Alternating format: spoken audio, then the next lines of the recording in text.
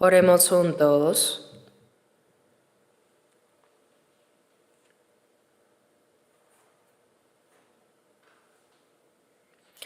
Nuestro Padre Dios, santo y misericordioso que nos amas. Nosotros que estábamos lejos de ti en pecado, merecíamos recibir el juicio y el castigo de Dios. Pero aun cuando no te conocíamos, tú tuviste compasión de nosotros, y por ese gran amor y gracia, el Señor Jesús, con su preciosa sangre derramada, limpió eternamente nuestros pecados, y sin mérito alguno salvó nuestras almas, y nos hizo hijos de Dios, y nos dio la gloriosa esperanza de entrar en el reino eterno de Dios. Te agradecemos por esa inmensa gracia. En este momento, nosotros que hemos recibido el perdón por la preciosa sangre del Señor, nos reunimos ante ti para alabar tu inmensa gracia y amor, para aprender tu palabra, y te agradecemos por permitirnos tener comunión en esta santa congregación con el Señor. Creemos que Dios Padre está entre nosotros en este momento. Te pedimos que mires a cada uno de nosotros y sosténnos con tu mano misericordiosa, y que ninguno de nosotros caiga de tu gracia. Sosténnos con tu mano compasiva, Señor. Este mundo se vuelve cada día más turbulento y lleno de pecado. Es un mundo peligroso donde no sabemos qué puede suceder en un solo día. Si Dios, tú no nos proteges, en cualquier momento podemos caer en el pecado. Y nosotros no tenemos la fuerza para vencer este mundo malvado. Por eso llénanos, Señor, con tu palabra, sabiduría y el poder del Espíritu Santo. Guíanos para que podamos vivir correctamente como hijos de Dios, con dignidad en medio de este mundo peligroso. También a todas nuestras iglesias en todo el país y alrededor del mundo, y a todos los hermanos que están guardando la fe y predicando el Evangelio en medio de las dificultades, acompáñalos, Señor, con tu palabra, tu gracia y el poder del Espíritu Santo, para que en cualquier sufrimiento o adversidad, confiando solo en ti, puedan testificar valientemente el Evangelio y así llevar muchas almas ante ti para que sean salvas y cumplir la obra de Dios. También oramos por este país en el que vivimos. Estamos viviendo en una época muy difícil y confusa. Señor, concédenos más libertad, paz y seguridad para que podamos llevar más libremente nuestra vida cristiana y predicar el Evangelio sin mayores dificultades. Te lo rogamos fervientemente. Concede tu gracia a los políticos y gobierna sus corazones para que puedan ser usados para la voluntad y gloria de Dios. Te rogamos para que ellos también sean usados para la santa obra de Dios. Señor, que siempre nos das la palabra que necesitamos en cada momento y que nos enseñas el camino a seguir. Revélanos también en esta hora tu santa voluntad y ayúdanos a entender cómo debemos actuar nosotros. En el nombre de nuestro Señor Jesucristo hemos orado. Amén. Busquemos la Biblia. Mateo capítulo 6.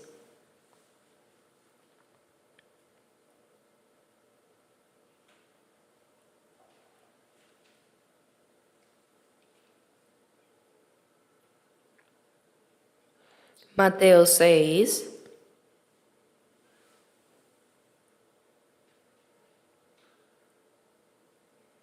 desde el versículo 9 hasta el 13.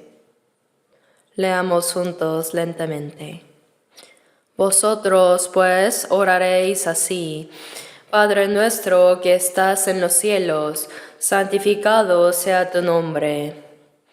Venga tu reino, hágase tu voluntad como en el cielo, así también en la tierra. El pan nuestro de cada día, dánoslo hoy, y perdónanos nuestras deudas, como también nosotros perdonamos a nuestros deudores.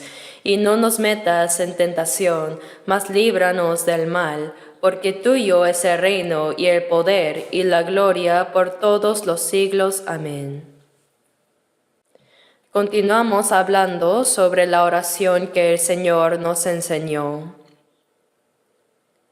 Hoy en la cuarta parte estamos aprendiendo en detalle esta misma oración que nos enseñó el Señor.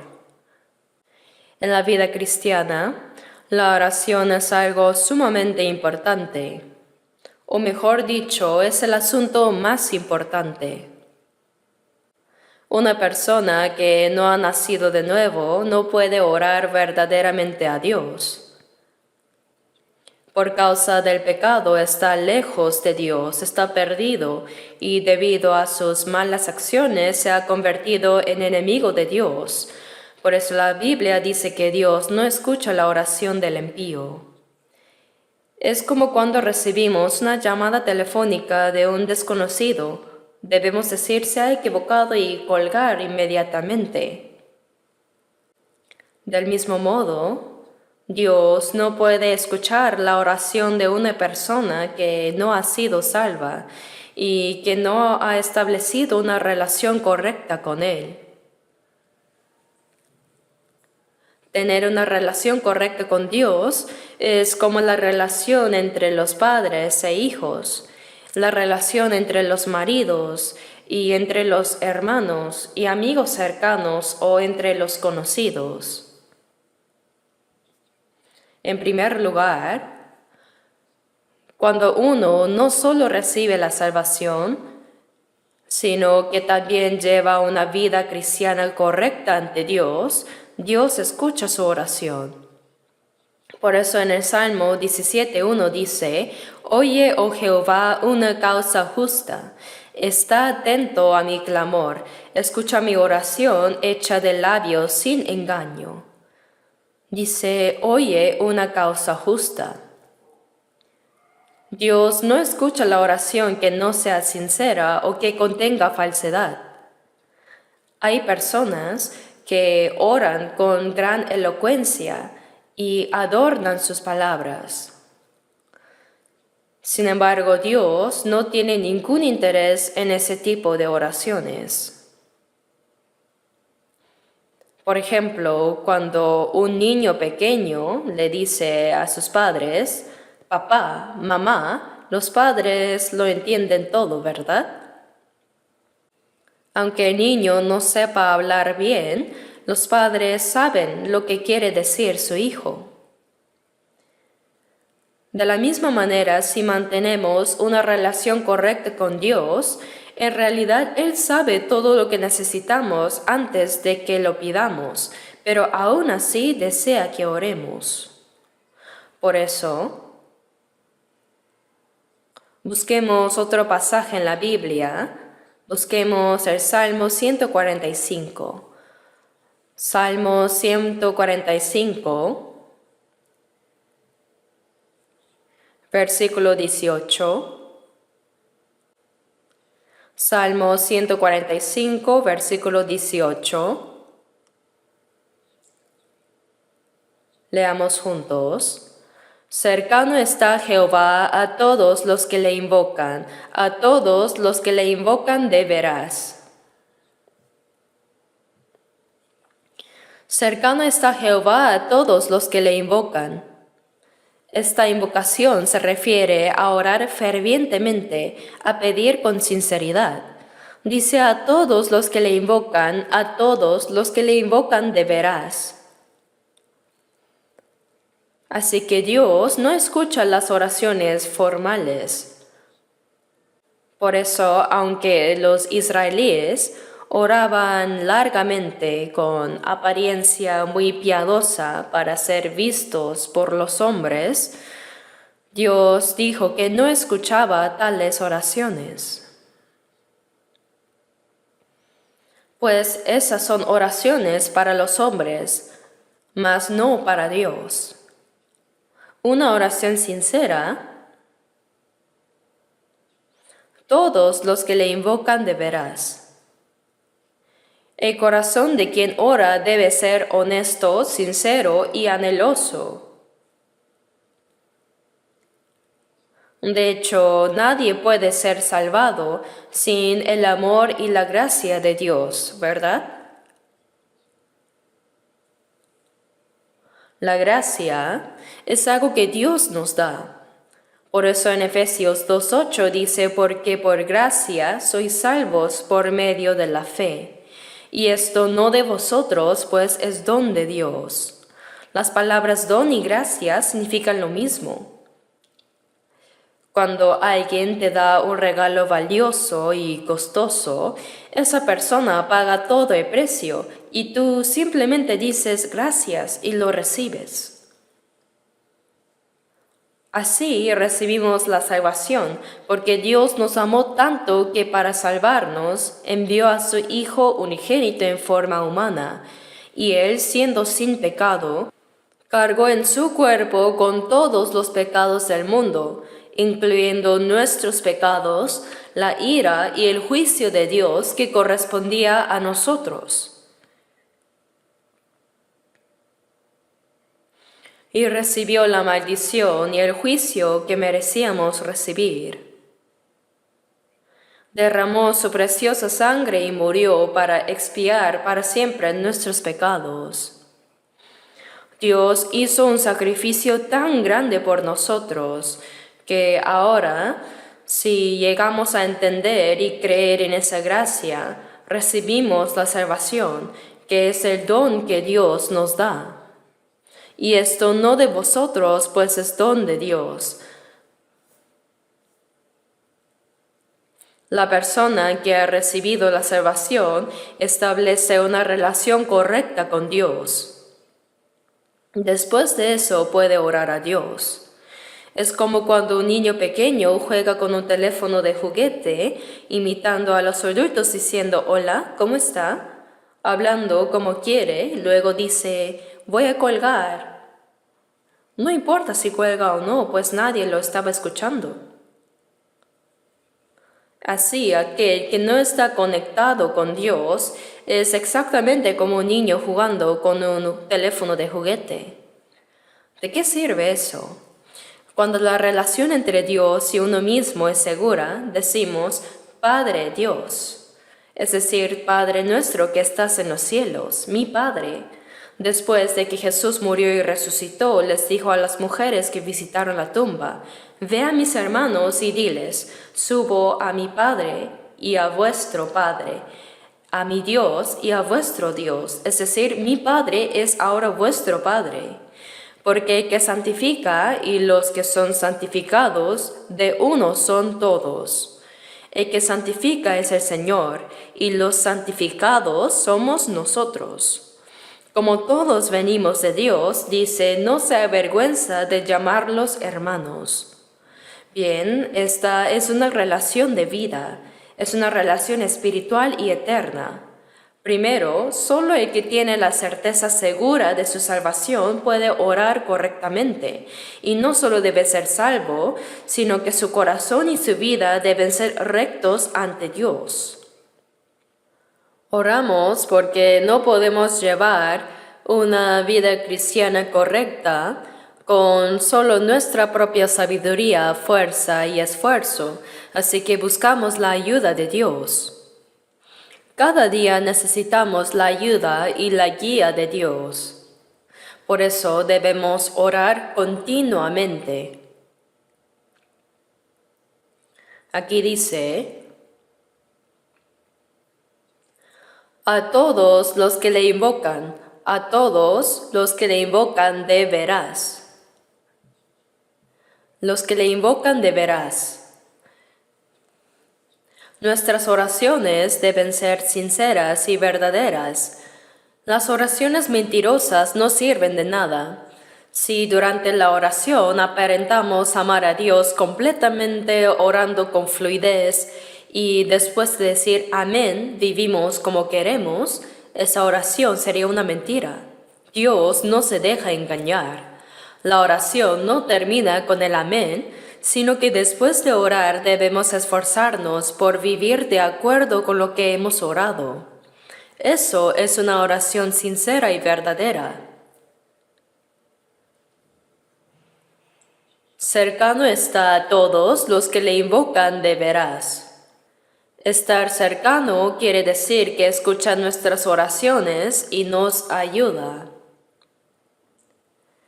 Por eso la oración es, primero, tener comunión con Dios. Cuando decimos Dios Padre, Él nos dice, sí, hijo mío. Y entonces le decimos todo lo que queremos decirle. También compartimos los problemas difíciles y pedimos a Dios lo que necesitamos. Entonces Él escucha nuestras oraciones. Hay veces que responde inmediatamente y otras veces que intencionalmente espera y nos responde más tarde. Cuando oramos, Dios nos escucha según su voluntad. Pero en Romanos 8 dice que cuando no sabemos orar como conviene, el Espíritu mismo intercede por nosotros con gemidos indecibles. Él ora por nosotros conforme a la voluntad de Dios. El Espíritu Santo que mora en nosotros conoce la voluntad de Dios. Por eso cuando no sabemos orar correctamente, el Espíritu gime y ora por nosotros. Por supuesto también Jesús, como vemos en Romanos 8:34, dice que Jesús está a la diestra de Dios y que también intercede por nosotros, sentado a la diestra de Dios, por lo cual puede también salvar perpetuamente a los que por Él se acercan a Dios, dice. Jesús, que murió en la cruz y resucitó, está a la diestra de Dios e incluso ahora siempre está orando por nosotros. Es una oración de intercesión. La palabra de que Jesús ora por nosotros aparece en Romanos 8 y en muchos otros lugares más. El Espíritu nos ayuda en nuestra debilidad, intercede por nosotros. Pero ¿podemos nosotros no orar? Por eso yo les digo a nuestros evangelistas, nosotros conocemos la Biblia más que cualquier otro. Cuando decimos tal y tal capítulo y versículo, lo encontramos de inmediato. En algunas iglesias, incluso los ancianos no saben si un pasaje está en el Nuevo o Antiguo Testamento y lo buscan torpemente.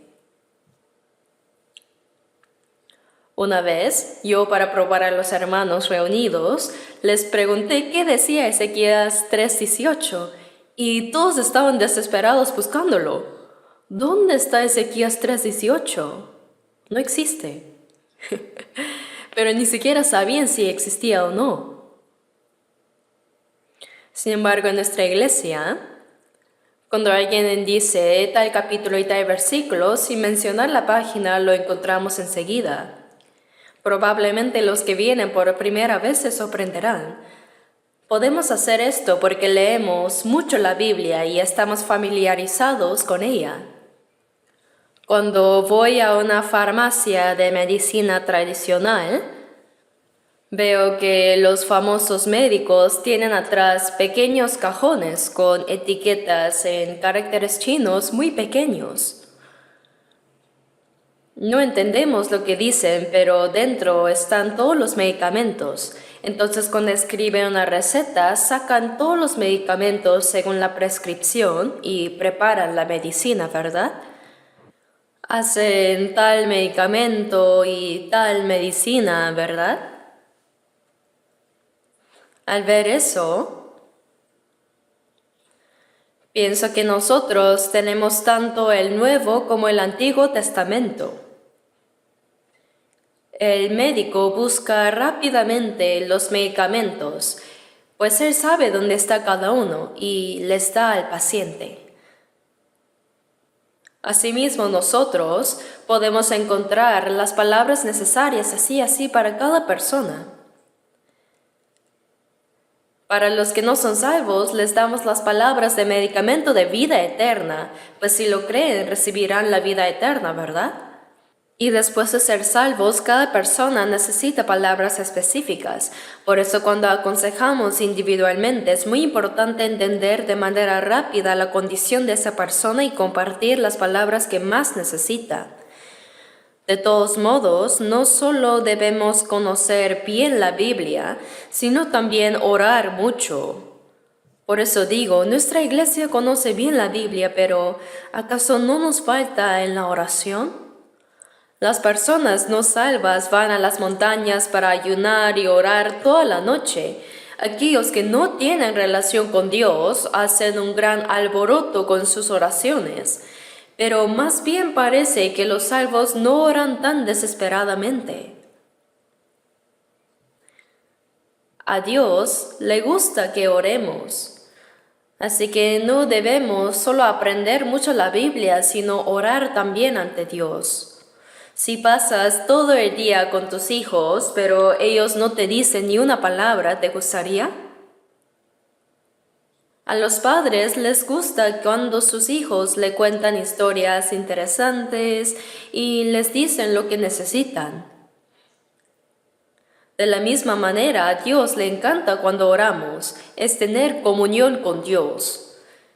Y cuando pedimos a Dios lo que necesitamos para nuestra vida cristiana, ciertamente Él nos escuchará.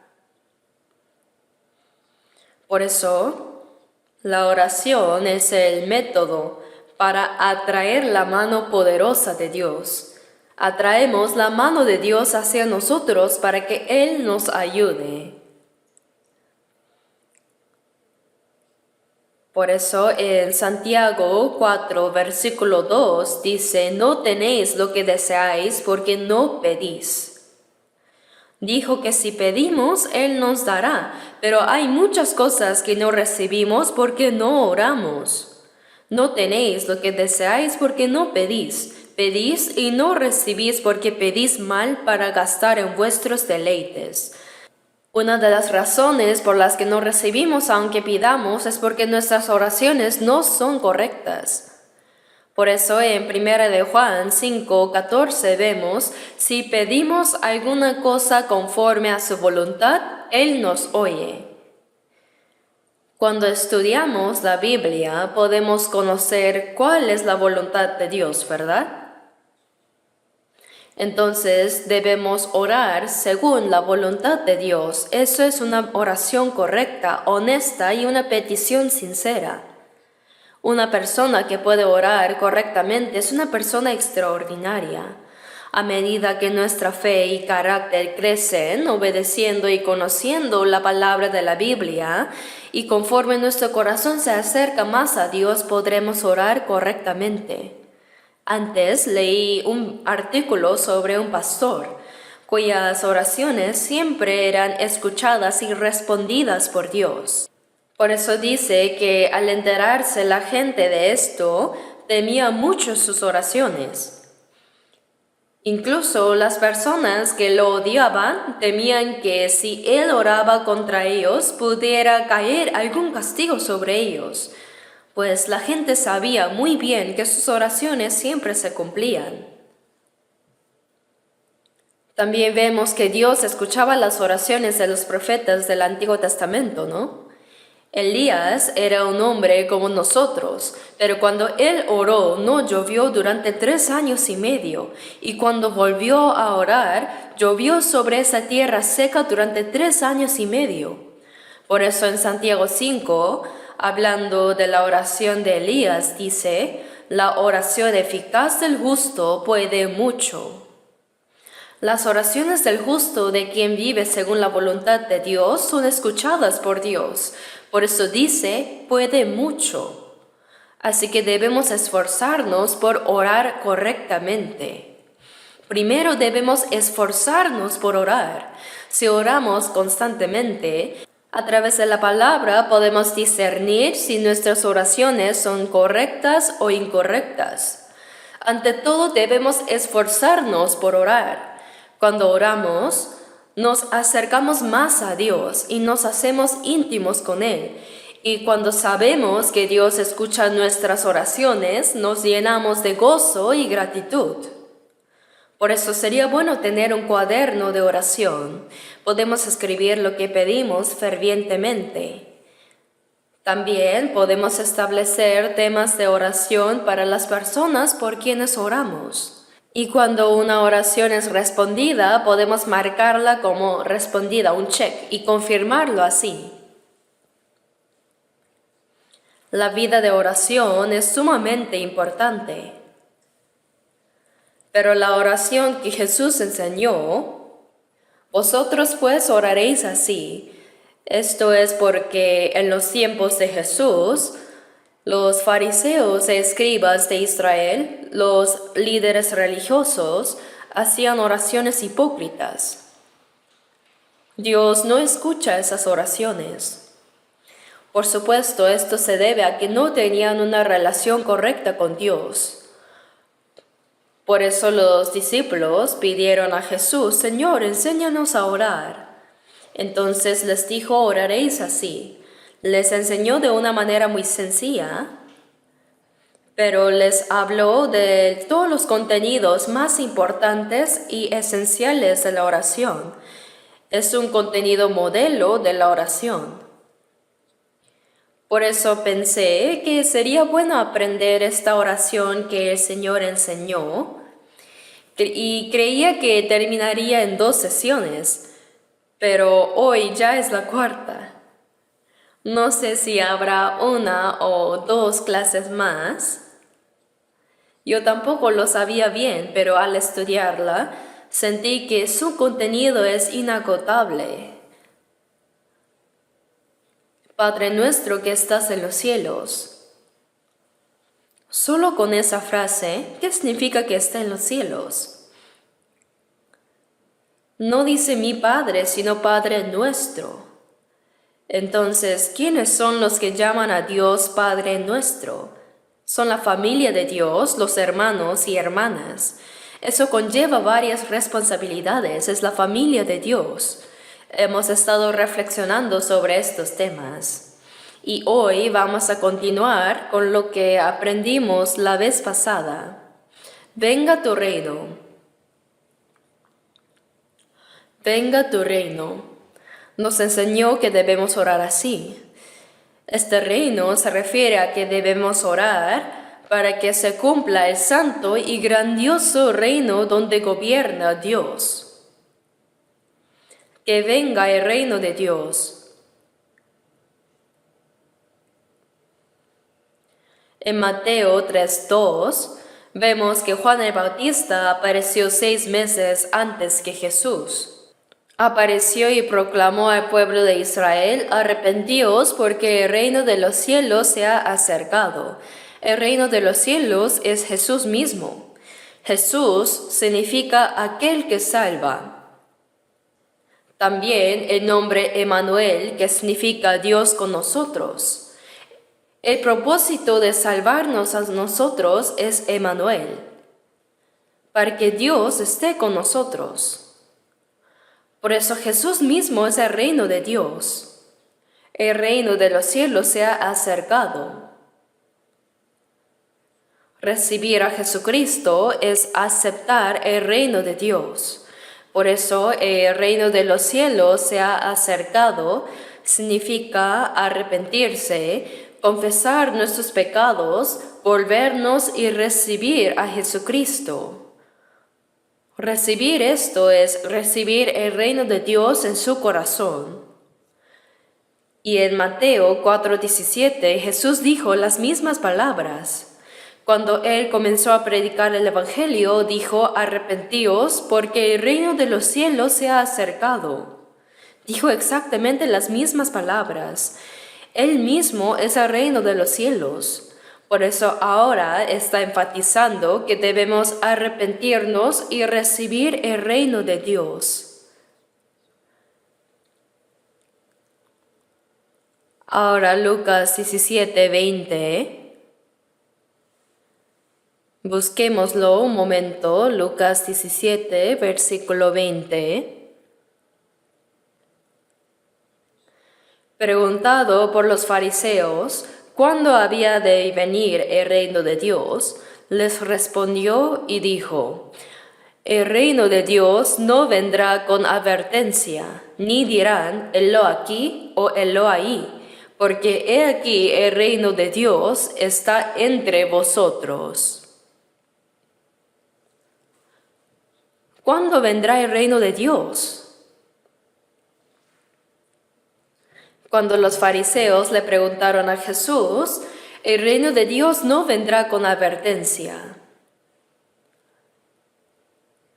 Parece que la expectativa del reino de Dios del que hablaban los judíos era el reino gobernado por Dios en la tierra de Israel.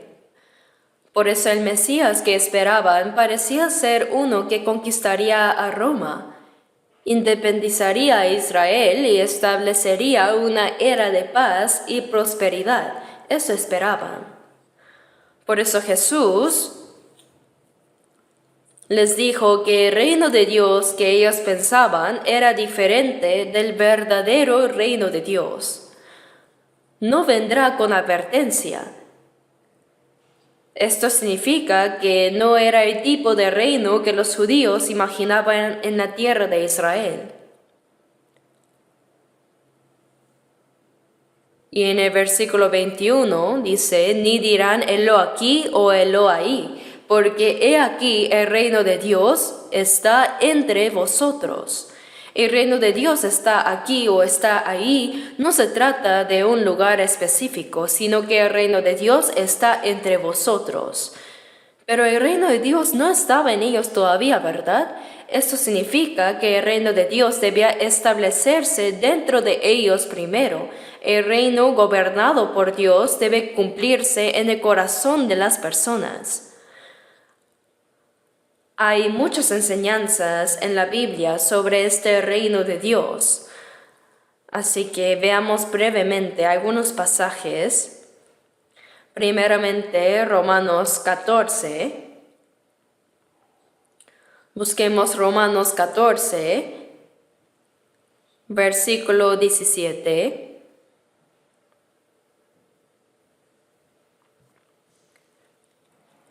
Romanos 14, versículo 17, leámoslo juntos. Romanos 14, 17. Porque el reino de Dios no es comida ni bebida, sino justicia, paz y gozo en el Espíritu Santo. El reino de Dios no es comida ni bebida. La gente piensa que comer, beber y disfrutar es una especie de cielo. En Eclesiastés 2, Salomón dijo: no hay cosa mejor para el hombre sino que coma y beba y que su alma se alegre en su trabajo. También he visto que esto es de la mano de Dios. Porque ¿quién comerá y quién se cuidará mejor que yo? No hay nadie mejor que Salomón en cuanto a comer, beber y disfrutar de los placeres carnales. Salomón vivía en una era de paz y prosperidad. Su casa estaba adornada con oro y plata, y todos sus utensilios eran de oro, y probablemente comía y bebía todo lo mejor. Tenía numerosas esposas y concubinas, comandaba un poderoso ejército, comía y bebía. Dice: ¿quién comerá y quién se cuidará mejor que yo? En términos modernos podría decir: si hay alguien mejor que yo, que se presente. No ha habido nadie igual que él en el mundo. Pero Salomón dijo: hay algo mejor que esto, y esto es la alegría del Espíritu. Y esto viene de la mano de Dios, es el don de Dios. Y en el Salmo 4, versículo 7, David dijo, «Tú diste alegría a mi corazón mayor que la de ellos, cuando abundaba su grano y su mosto». El grano es para comer y el vino para alegrar. La alegría del corazón que el Señor da es mucho mayor que comer y alegrarse. David también dijo esto. Por eso el reino de Dios no es comida ni bebida. No es ese placer de comer, beber y celebrar ruidosamente, sino justicia, paz y gozo en el Espíritu Santo.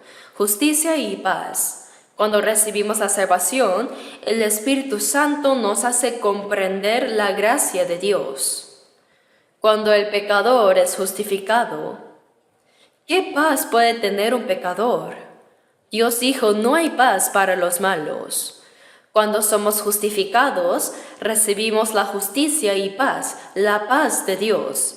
Se establece la paz de Dios y se realiza ese gozo, esa alegría en nosotros. Cuando recibimos la salvación y la justificación, se cumple también la paz de Dios en nosotros. Cuando Jesús resucitado apareció a sus discípulos y les mostró sus manos y su costado, dijo, paz a vosotros. Ellos tenían dudas, ansiedad y miedo, pero al creer en Jesús resucitado, toda esa ansiedad y temor desaparecieron. Y ahora se cumplió la paz que viene de la certeza de la salvación. Dice justicia, paz y gozo, alegría se cumplen en el corazón. Eso es lo que significa el reino de Dios.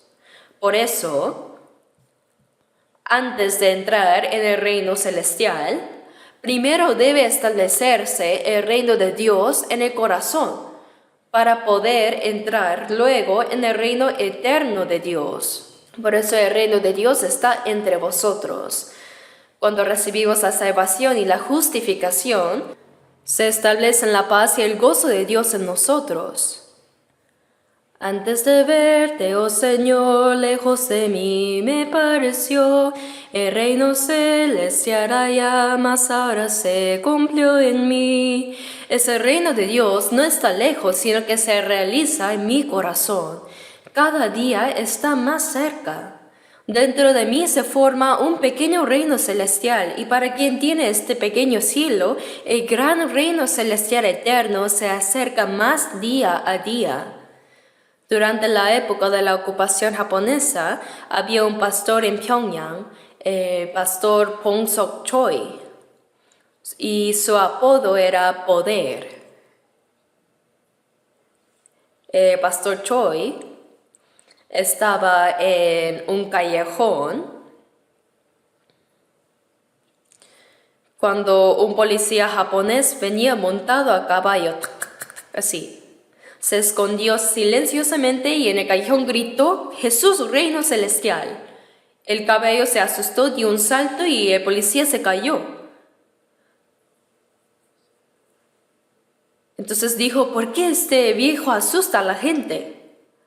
Entonces el padre Choi respondió, ¿por qué los carros pueden tocar la bocina y yo ni puedo hablar? Si no tocan la bocina, la gente puede lastimarse. A lo que respondió, si yo no digo Jesús, reino celestial, la gente irá al infierno. Soy como un policía de tránsito entre el cielo y el infierno. La policía preguntó, oye viejo, ¿dónde está ese cielo? Por supuesto que existe. Tengo un sucursal del cielo en mi corazón, así que debe existir la sede central. No es una historia inventada, sino es real. Así es, cuando hay un reino celestial en el corazón, el reino celestial eterno también se acerca.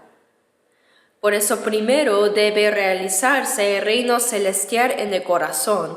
Cuando comprendemos la gracia de Dios y el alma se salva por la fe, el reino de Dios se establece en el corazón de esa persona.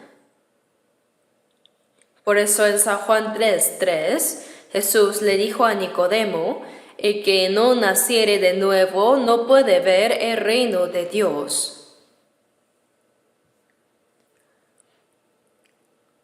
Nicodemo era llamado maestro de Israel. Era un líder de alto rango.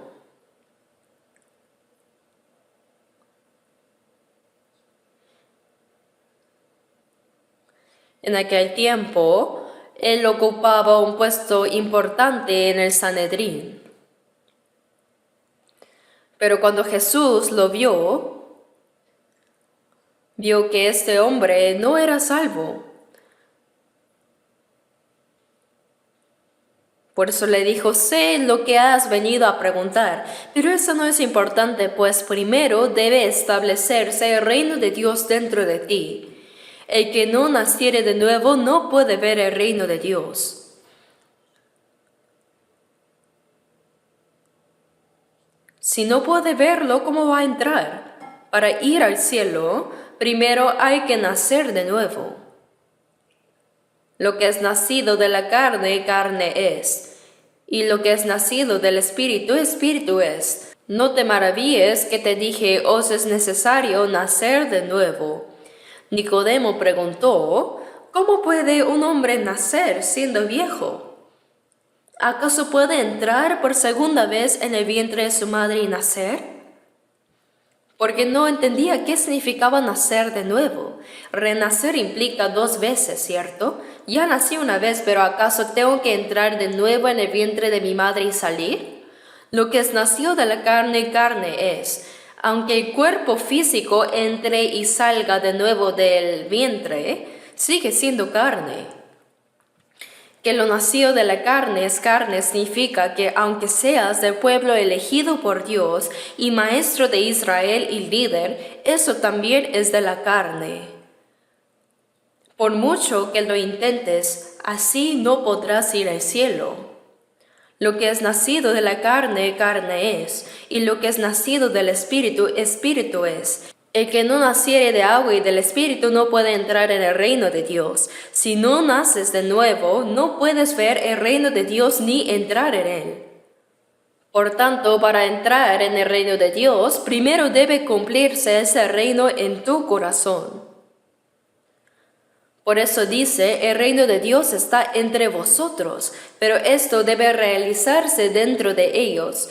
Pero aún el reino de Dios no se había cumplido en ellos, ¿verdad? Dice, está entre vosotros, pero no lo estaba. Entonces, qué frustrante es. Por eso, Mateo 6:33 dice, mas buscad primeramente el reino de Dios y su justicia, y todas estas cosas os serán añadidas. Estas palabras están dirigidas a los salvos. La persona salva ya tiene el reino de Dios establecido en su corazón. Venga tu reino. Como la persona salva ya tiene el reino dentro de sí, cuando Jesús dijo, buscad primeramente el reino de Dios y su justicia, significa que debemos predicar el Evangelio para preparar a las personas para que entren en el reino de Dios.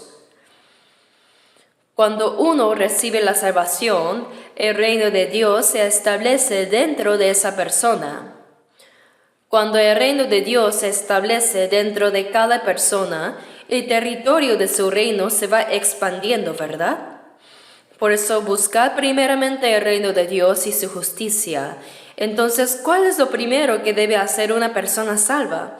El reino de Dios ya se cumplió en él. Una vez que una persona se salva, lo más importante y lo primero que debe hacer es hacer que otros también sean salvos, ¿verdad? ¿Qué es lo más importante para una persona que está muriendo? Hay que salvarla primero. Predicar este evangelio a quienes van al infierno para que sean salvos es lo primero que debemos hacer. Ya sea nuestra familia, parientes, amigos, vecinos o cualquiera.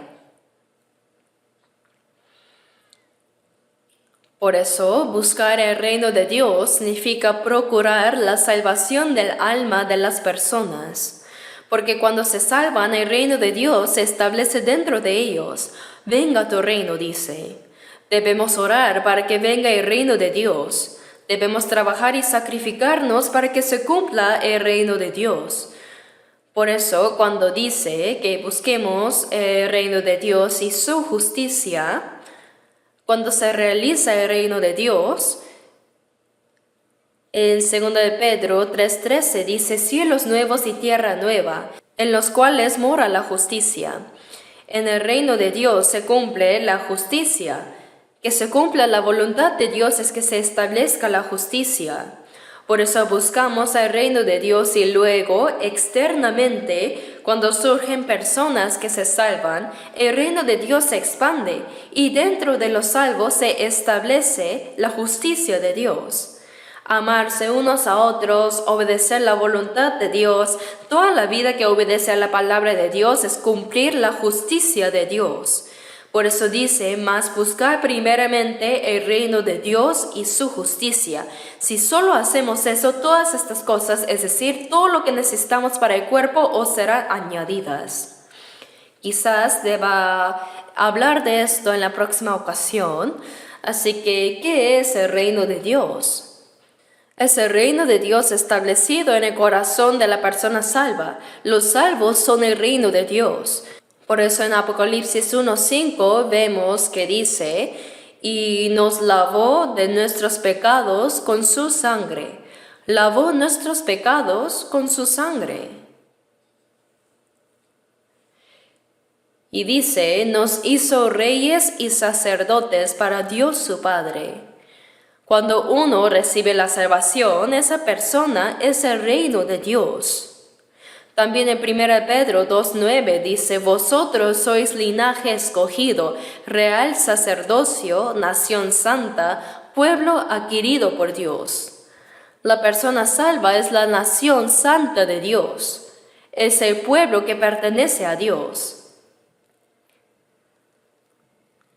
Los tres elementos esenciales de una nación son primero la soberanía, el territorio y los ciudadanos. La soberanía es Dios, el territorio son los nuevos cielos y la tierra nueva.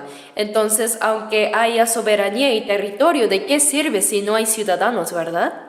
Los salvos son los ciudadanos que entrarán en ese reino.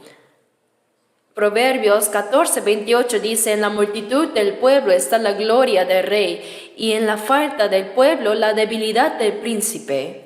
Deben haber muchas personas salvas y aumentar los ciudadanos que irán al cielo para que sea la gloria para Dios. Por eso cuando los cristianos predican el Evangelio y se realiza la obra de la salvación, el reino de Dios se va estableciendo. Porque cada persona salva es el reino de Dios. Se forman los ciudadanos de su reino. El reino de Dios recupera el territorio que había sido arrebatado por el diablo. Y cuando aumentan los ciudadanos que entrarán en el cielo, vendrá el rey de ese reino. Por eso el himno que cantamos dice, cuando florezca ese reino, vendrá el rey de paz. Después de que ese reino florezca, es decir, cuando aumenten los ciudadanos de ese reino, vendrá el rey. Por eso debemos orar por la realización de ese reino del que habla Jesús. Venga tu reino. El reino de Dios se ha establecido dentro de los salvos y ayuda a que otras almas también sean salvadas. Y dentro de cada persona salva se cumple la justicia de Dios. Por eso, cuán importante es esta palabra, venga tu reino. No solo debemos orar, venga tu reino, sino también trabajar y esforzarnos para que el reino se cumpla en nuestro corazón y en el alma de las personas, para que los ciudadanos del reino de Dios aumenten más y más. A través del esfuerzo y el sacrificio de los cristianos se establece el reino de Dios. ¿No fuimos nosotros salvos mediante el sacrificio y la preciosa sangre del Señor en la cruz? Ahora, a través del sacrificio de los salvos, otras almas deben ser salvadas también. El reino de Dios se expande continuamente mediante el sacrificio y el esfuerzo de los santos salvos. Tenemos 230 iglesias en todo el país y 1093 iglesias en 82 países del mundo. Cada vez aumentan los números. El reino de Dios se está expandiendo constantemente ahora. Por supuesto, debe haber muchas personas salvas que no conocemos. Parece que el rey de ese reino aún no viene porque todavía faltan ciudadanos que entren en ese reino. Por eso, la persona salva es el reino de Dios. Venga tu reino significa, haz que sigan surgiendo personas salvas, que ocurra la obra de salvación. Por eso oramos, y no solo oramos, sino que nos esforzamos por esa obra. Padre nuestro que estás en los cielos, santificado sea tu nombre. Cuando oramos, Padre, santificado sea tu nombre, ¿acaso se santifica el nombre del Padre porque decimos que sea santificado? No, el nombre de Dios se santifica cuando los salvos viven correctamente. Por eso, en 1 Pedro 1:14 dice, como hijos obedientes, sed también vosotros santos en toda vuestra manera de vivir. En toda vuestra manera de vivir. Nuestras palabras, acciones, conducta deben ser santas. Debemos vivir como salvos. Solo así el Padre Dios será santificado. Sabemos que cuando un hijo actúa mal, el nombre del Padre se deshonra. ¿De quién es hijo ese? Por ejemplo, aunque haya sido un hombre famoso antes, quizá un político, si su hijo hace mal y va a la cárcel o se convierte en mendigo, la gente diría, «Oh, ese es el hijo de fulano de tal». Viendo al hijo, parece que el padre también ha fracasado. Así, cuando el hijo hace mal, el padre también es criticado. Por eso en Éxodo 27, en los 10 mandamientos dice, no dará por inocente Jehová al que tomare su nombre en vano. ¿Qué significa tomar el nombre de Jehová en vano? Cuando el hijo actúa mal, el nombre del Padre es deshonrado. Por eso no debemos deshonrar el nombre de Dios. No debemos usar el nombre de Dios a la ligera. Los que escribían las copias de la Biblia, es decir, los que tomaban el original y hacían copias manuscritas, cada vez que aparecía el nombre de Jehová, se dice que se bañaban, lavaban de nuevo su pincel, lo preparaban nuevamente y solo entonces escribían el nombre de Jehová. Tenían tanto temor del nombre de Jehová. No debemos pronunciar el nombre de Dios a la ligera. Por eso la gente dice, ¿cuál es el nombre de tu difunto padre? ¿Cuál es su nombre? En Corea respondemos muy formalmente que él usa el carácter tal, tal y tal. No se dice simplemente Kim o Lee, se habla con mucho respeto. Pero no basta con solo hablar así. A través de nuestra vida debemos hacer que se establezca la autoridad del nombre del Padre. Cuando la persona salva actúa mal, dice, el nombre de Dios es blasfemado entre los gentiles por causa de vosotros. Y en 1 Corintios 6:9 dice, ¿no sabéis que los injustos no heredarán el reino de Dios? Los injustos, aquellos que cometen pecado y que actúan con maldad, los que practican la injusticia. ¿No sabéis que no heredarán el reino de Dios? Significa que no podrán entrar. No hay nada impuro allá, solo están los santos. Allá no habrá bestias malignas ni falsedad. Aunque vivimos en este mundo malvado, debemos estar separados de él. El arca debe flotar sobre el agua. Si el agua entra en el arca, se hunde. ¿Saben? Aunque el mar es salado, el interior de los peces que viven en el mar no es salado. No es salado. Si el interior de los peces fuera salado, morirían, ¿verdad? Aunque vivimos en este mundo, el mundo no debe entrar en nosotros. Dice, no sois del mundo, antes yo os elegí del mundo. Debemos estar separados. Sed santos porque yo soy santo. Santo significa separado, separado de lo impuro. Aunque vivimos en este mundo malvado y pecaminoso, somos hijos de Dios, personas diferenciadas. Aunque tenemos que vivir en esta tierra con personas que irán al infierno, somos ciudadanos que iremos al cielo. Por eso en Apocalipsis 22:11 dice, el que es inmundo sea inmundo todavía, y el que es justo practique la justicia todavía, y el que es santo santifíquese todavía porque el tiempo está cerca. Los que irán al cielo deben prepararse como corresponde, y los que irán al infierno se llenarán cada vez más de pecado. ¿Está bien que los ciudadanos del cielo vivan de manera similar a los que irán al infierno? No está bien. Debemos estar claramente separados. Aunque vivo en la tierra, soy hijo de Dios, soy ciudadano del cielo. Aunque coma gachas de cebada y vista de saco, debemos tener el orgullo de ser hijos de Dios y nunca jamás debemos vivir cobardemente. Con la cabeza bien alta así, Dios está conmigo.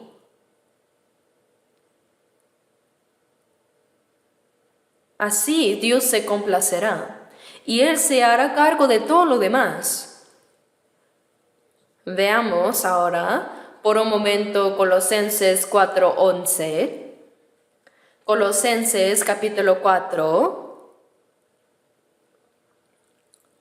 Vamos a ver Colosenses 4, versículo 11.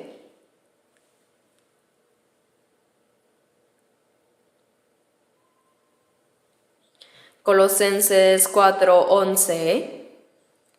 Y Jesús, llamado justo, que son los únicos de la circuncisión que me ayudan en el reino de Dios, y han sido para mí un consuelo. Y si vemos el versículo anterior 10, dice, Aristarco, mi compañero de prisiones, os saluda, y Marcos es sobrino de Bernabé, y Jesús, llamado Justo. Él tenía el mismo nombre que Jesús. Jesús, llamado Justo, os saluda. Mencionando varios nombres, dijo, ellos son los únicos que me ayudan en el reino de Dios.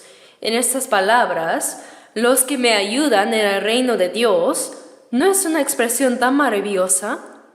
Nosotros, los cristianos, vivimos en la tierra trabajando para el reino de Dios. Aunque vivimos en cuerpo físico, somos personas que trabajan para el Espíritu, para la obra espiritual de Dios. Vivimos en el tiempo, pero mirando hacia la eternidad. Estos y aquellos, estos son los únicos que me ayudan en el reino de Dios, los que colaboran juntos para el reino de Dios. Nosotros, los cristianos, somos escogidos del mundo. No sois del mundo, dice, somos personas apartadas para ir al cielo. Somos el reino de Dios, ¿verdad? Por eso debemos vivir trabajando para el reino de Dios, ¿cierto? Somos personas que trabajan juntos para el reino de Dios. Ellos han sido para mí un consuelo. De verdad, los salvos somos colaboradores para el reino de Dios. Y oramos, venga tu reino. No solo oramos para que venga su reino, sino que debemos trabajar juntos para el reino de Dios.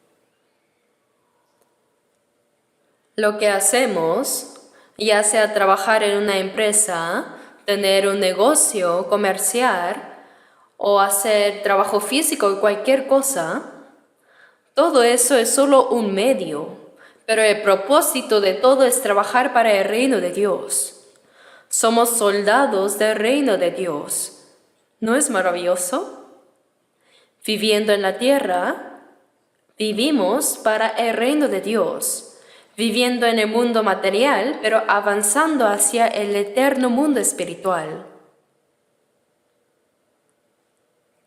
Ahora nosotros trabajamos para el reino de Dios. Por eso, cuando alguien recibe la salvación, el reino de Dios se va expandiendo, el reino se acerca cada vez más.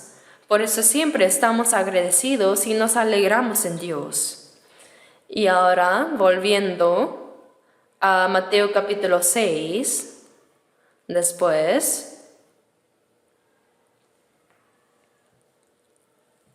en Mateo 6:10, venga tu reino, hágase tu voluntad como en el cielo, así también en la tierra.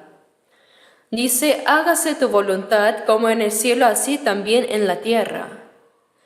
¿Qué es tu voluntad? Por supuesto, es la voluntad de Dios. Como en el cielo,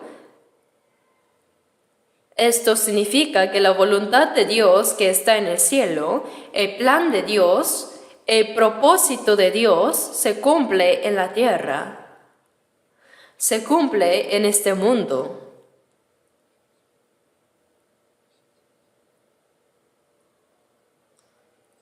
Antes de construir una casa, hay que completar el plano, ¿verdad? Así como el constructor construye la casa según el plano, la voluntad de Dios, es decir, el plan de Dios, se ha cumplido ya en el cielo. Todo está decidido. Por eso, así también en la tierra, se va cumpliendo en el mundo. ¿A través de quién? A través de los salvos. La voluntad de Dios ya determinada se va cumpliendo a través de los salvos. Por eso oramos para que se cumpla la voluntad de Dios. En Juan 6, versículos 38 y 39, Jesús dijo, porque he descendido del cielo, no para hacer mi voluntad, sino la voluntad del que me envió.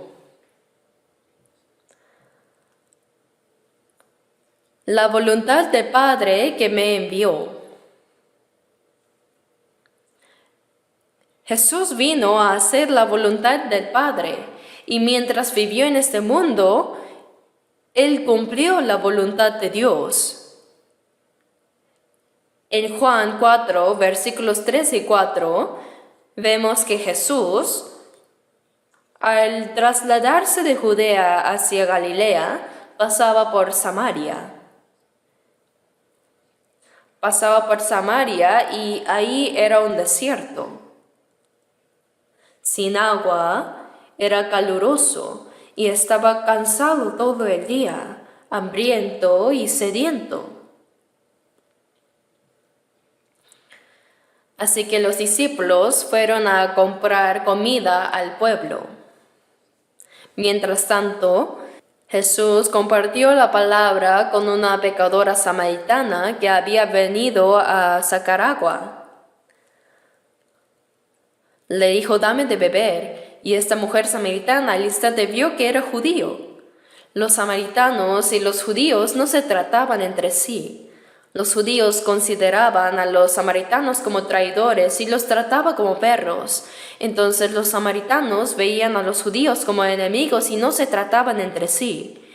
Entonces esta mujer samaritana, sin una pizca de compasión, esta mujer pecadora dijo no.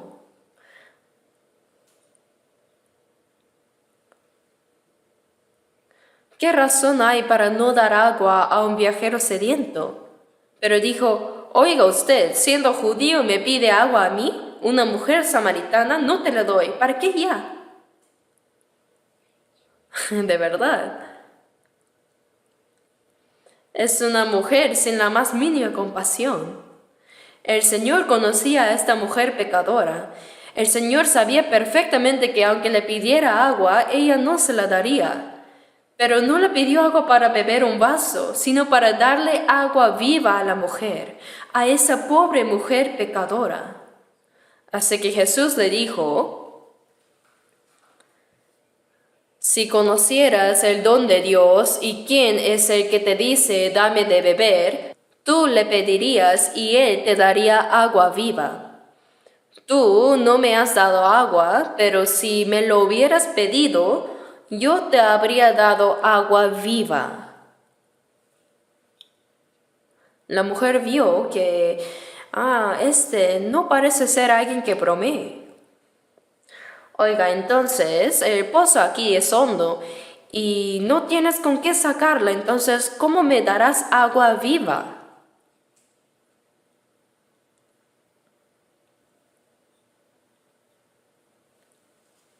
Jesús le dijo, cualquiera que bebiere de esta agua volverá a tener sed.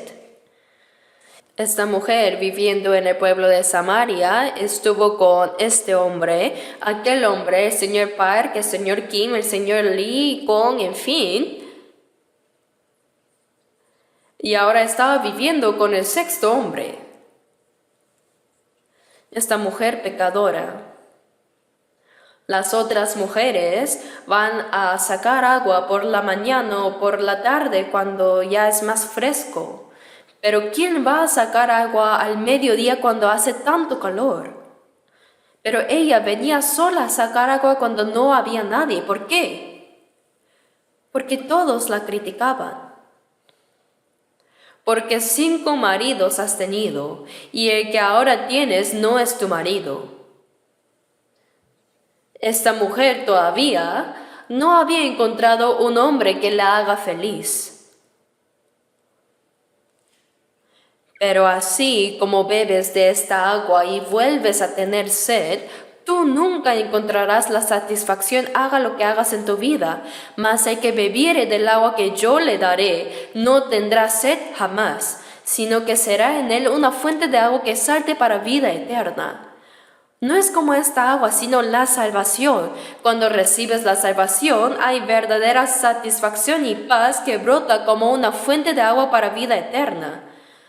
Por eso en Juan 14:27 dice, la paz os dejo, mi paz os doy, yo no os la doy como el mundo la da. Cuando le dijo que nunca más tendría sed y que sería una fuente que brotaría eternamente en su interior, la mujer le preguntó, ¿existe tal agua? Señor, dame esa agua, para que no tenga yo sed, ni venga aquí a sacarla. Esta mujer seguía pensando que era ese tipo de agua. De todas formas, hablando más con Jesús, ella descubrió que Él era el Mesías, porque los samaritanos también esperaban al Mesías. Dijo que sé que ha de venir el Mesías llamado el Cristo y cuando Él venga nos declarará todas las cosas. Y Jesús dijo, yo soy el que habla contigo. Al decir esto, el Señor seguramente abrió el corazón de esta mujer samaritana para ayudarla a entender quién era Él. La mujer sorprendida se olvidó de darle agua a Jesús y dejó su cántaro tirado ahí y corrió como loca a la ciudad de Samaria y dijo, todo cuanto he hecho. Ahora ya no le avergonzaba nada, sino que clamó, venid, ved a un hombre que me ha dicho todo cuanto he hecho. ¿No será este el Cristo? Los samaritanos pensaron, algo inusual está sucediendo. ¿Qué será? Vamos a ir a ver. Y seguramente la siguieron. Bueno, y mientras tanto, los discípulos regresaron con comida. Y le dijeron a Jesús, Rabí, come. Pero él respondió, yo tengo una comida que comer que vosotros no sabéis. ¿Oh? ¿Alguien quizá le trajo algo de comer? No, nadie le trajo nada. Hasta la mujer samaritana se fue olvidando incluso de darle agua. Entonces Jesús dijo, mi comida es que haga la voluntad del que me envió y que acabe su obra. Jesús olvidó su sed, su cansancio y su hambre, porque tenía algo más urgente que anhelaba.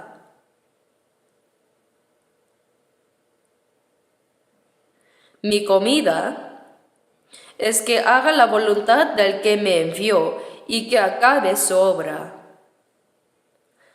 Más que un sediento que anhela agua y más que un hambriento que anhela comida, hacer la voluntad de Dios era el alimento más necesario para Jesús. Mi comida es que haga la voluntad del que me envió y que acabe su obra.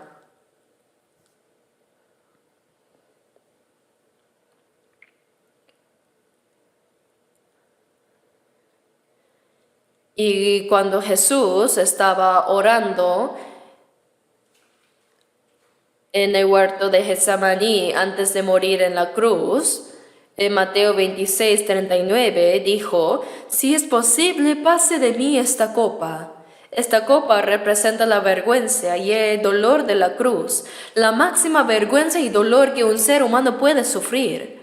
El cuerpo físico de Jesús era exactamente igual al nuestro. Se cansaba, sentía hambre, sentía dolor al ser golpeado.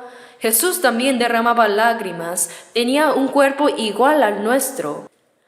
Pero la cruz, para el inocente Jesús, significaba recibir una sentencia de muerte, ser azotado con terribles látigos, cargar con el madero de la cruz hasta el lugar de su ejecución y ser clavado hasta morir. La máxima vergüenza y dolor que un ser humano puede sufrir, eso es lo que estaba frente a Jesús. Su cuerpo no lo quería. Padre mío, si es posible, pase de mí esta copa. Este dolor de la cruz, si es posible, haz que sea así, pero no como yo quiero, sino como tú. No sea según mi voluntad, sino según tu voluntad, Padre. La voluntad del Padre era que su Hijo unigénito, sin pecado, cargara con los pecados de todo el mundo y muriera en nuestro lugar y derramara su sangre para perdonar nuestros pecados y salvarnos. Hágase tu voluntad, Padre. Hizo la misma oración 3 veces. En Lucas vemos que mientras Jesús oraba lo mismo, dice, y estando en agonía, oraba más intensamente, y era su sudor como grandes gotas de sangre que caían hasta la tierra. Cuando una persona se esfuerza demasiado, dicen que realmente la sangre se mezcla con el sudor. Cuando oramos, tampoco debemos hacerlo a la ligera, sino fervientemente. ¿Y cuál es la conclusión final? No sea como yo quiero, sino como tú. Si morir en la cruz es la voluntad de Dios, Jesús lo sabía. Juan 10:18 dice: nadie me quita la vida, sino que yo de mí mismo la pongo. Jesús vino a morir en lugar de los pecadores. Solo así los pecadores podían ser salvos. Por eso Hebreos 10:10 dice: en esa voluntad somos santificados, mediante la ofrenda del cuerpo de Jesucristo, hecha una vez para siempre. En la voluntad de Dios, mediante la ofrenda de Jesús como sacrificio expiatorio de una vez por todos, fuimos santificados. Esa era la voluntad de Dios. Jesús cumplió completamente esa voluntad en la cruz. Y ahora nosotros, los salvos también, debemos entregar nuestra obediencia, nuestro esfuerzo y nuestro sacrificio para cumplir la santa voluntad de Dios. Por eso, hágase tu voluntad como en el cielo. Ante Dios ya están decididos su plan y su voluntad. Y Jesús, habiendo muerto en la cruz y habiendo resucitado, completó la voluntad de Dios. Y esa voluntad se cumple cuando se predica el Evangelio y las almas se salvan. Por eso hágase tu voluntad como en el cielo, así también en la tierra. En Mateo 7:21, Jesús dijo: no todo el que me dice, Señor, Señor, entrará en el reino de los cielos, sino el que hace la voluntad de mi Padre que está en los cielos. Los que dicen Señor, Señor son creyentes, ¿verdad? Los que creen en Jesús dicen Señor, Señor. Incluso tomando una taza de café dicen Señor. y comiendo una manzana, Señor. Vi a alguien en un centro de oración que encendió el fuego en la cocina, pero como estaba apagándose decía, Señor, Señor, Señor. Incluso al respaldar, Señor. Vaya, realmente lo llama mucho. Los que creen en Jesús dicen, Señor, Señor. No todo el que me dice Señor, Señor entrará en el reino de los cielos. Sería maravilloso si todos los que dicen Señor, Señor pudieran ir al cielo, ¿verdad? Pero no es así. Sino el que hace la voluntad de mi Padre que está en los cielos. El que hace la voluntad de mi Padre que está en los cielos. Una vez una diaconisa de cierta iglesia asistió a nuestro seminario y le pregunté,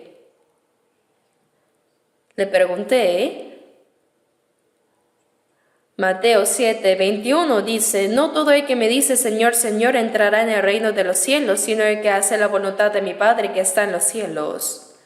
¿Ha hecho usted entonces la voluntad del Padre? Y él respondió, debo hacerla, debo hacer su voluntad.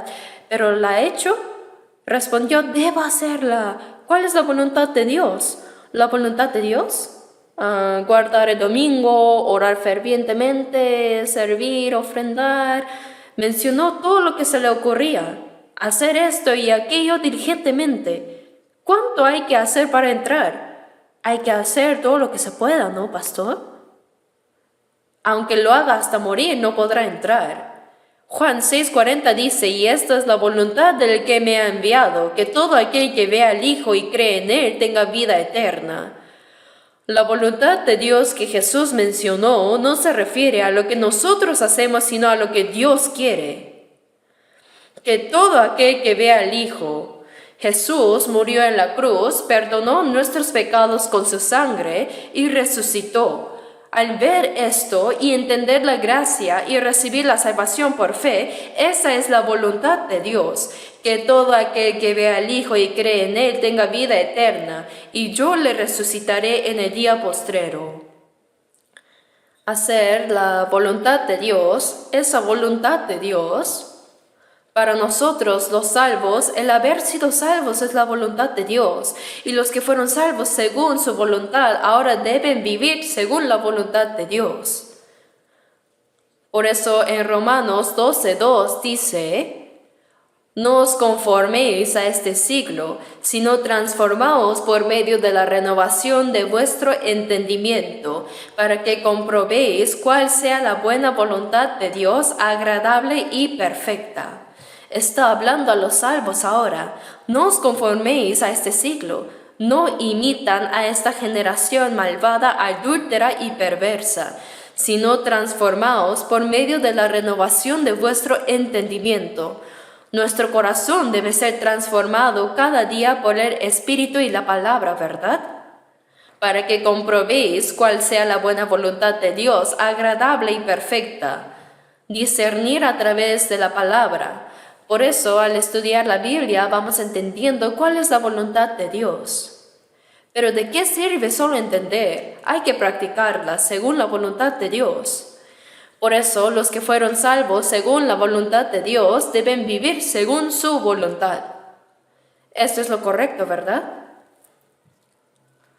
Por eso, en Filipenses 2:13, vamos a buscarlo. Será bueno buscarlo. Filipenses 2:13. Después de Efesios viene Filipenses 2, versículo 13. Leamos juntos. Porque Dios es el que en vosotros produce así el querer como el hacer, por su buena voluntad. Porque Dios es el que en vosotros produce. En la persona salva habita el Espíritu Santo. Y el Espíritu Santo es Dios mismo. Dios Padre, el Hijo, el Espíritu Santo, la Trinidad. El Espíritu de Dios, el Espíritu de Cristo y el Espíritu Santo son lo mismo. Por eso, el que en vosotros produce se refiere a Dios, al Espíritu Santo. Así, el querer como el hacer por su buena voluntad. Este Espíritu Santo nos hace entender la voluntad que agrada a Dios y nos da el deseo de hacer la voluntad que agrada a Dios. No es algo que hacemos a la fuerza. En la persona salva, el Espíritu de Dios le hace comprender su voluntad y le da el deseo de hacerla. En vida o muerte, hágase tu voluntad. El deseo ferviente de los salvos es que se cumpla la voluntad del Señor, y el Espíritu Santo nos hace cumplirla y también nos da la fuerza para hacerla. Produce así el querer como el hacer. Por su buena voluntad, dice. El Espíritu Santo obra en los salvos para hacerles cumplir la voluntad de Dios. Y en 1 de Pedro 4, veamos de nuevo 1 de Pedro 4, versículo 2. 1 de Pedro 4, versículo 2. Leamos juntos. 4:2. Para no vivir el tiempo que resta en la carne conforme a las concupiscencias de los hombres, sino conforme a la voluntad de Dios. Dice el tiempo que resta. Después de ser salvos, ahora vivimos conforme a la voluntad de Dios. Y en esto hay un breve sufrimiento, sí, pero para no vivir conforme a las concupiscencias de los hombres. En nuestra carne todavía existe la vieja naturaleza. Esto se refiere a los deseos de la carne que se oponen al espíritu. Por eso dice que os abstengáis de los deseos carnales que batallan contra el alma. Es una lucha contra uno mismo. Debemos controlar y vencer los deseos de la carne que están dentro de nosotros. Y para no vivir el tiempo que resta en la carne conforme a las concupiscencias de los hombres, no vivir según los deseos de esta carne, sino conforme a la voluntad de Dios. Es decir, después de ser salvos, el tiempo que resta en la carne, no sabemos cuánto tiempo nos queda, pero no es mucho. Durante ese tiempo que nos queda en el cuerpo, ya no debemos seguir más los deseos carnales, es decir, las concupiscencias de los hombres, sino vivir el resto de nuestra vida conforme a la voluntad de Dios. Por eso, para la voluntad y gloria de Dios, hágase tu voluntad como en el cielo, así también en la tierra. La voluntad y el plan que Dios ha establecido se cumplen a través de la vida de los cristianos, a través de nuestra obediencia, sufrimiento y sacrificio. Así se cumple la voluntad de Dios. El reino de Dios y la voluntad de Dios deben cumplirse. Para esto debemos orar. ¿Me dejo entender? Así que si podemos orar ferviente y correctamente la oración que Jesús nos enseñó, podremos vivir bien la vida cristiana y entonces haremos oraciones honestas y sinceras. Así podremos caminar con el Señor y llevar una vida que cumpla la obra de Dios. Por ende, la persona que ora correctamente como el Señor enseñó es una persona que sí puede vivir una buena vida cristiana. Pero no debemos recitar esta oración sin pensar como si fuera un mantra, sino que debemos pensar profundamente en cada parte y para que la obra de Dios, venga tu reino, hágase tu voluntad, como en el cielo, así también en la tierra. Debemos obedecer y esforzarnos para que el reino de Dios venga a nuestro corazón y vida, y que la voluntad de Dios se cumpla. Oremos juntos. Nuestro Padre, Dios misericordioso, aun cuando estábamos lejos de ti, caminando en pecado y éramos tus enemigos por nuestras malas obras, por tu compasión y gran amor el Señor Jesús murió en nuestro lugar y con su sangre derramada limpió para siempre nuestros pecados y sin ningún mérito nuestro nos salvaste. Y para que podamos vivir dignamente como hijos de Dios en el resto de nuestras vidas, tú nos gobiernas y guías siempre con tu palabra, espíritu y mano misericordiosa. Señor, de verdad deseamos que a través del resto de nuestras vidas se cumpla el reino de Dios y que muchas almas sean salvas, para que el pueblo de ese reino tuyo prospere y que tu reino se expanda más y más. Anhelamos que a través de toda nuestra vida, al cumplirse tu santa voluntad, seamos motivo de alegría y gloria para ti, Dios. Por favor, gobierna y guíanos para que todos podamos vivir dignamente como hijos de Dios. En el nombre de nuestro Señor Jesucristo hemos orado. Amén.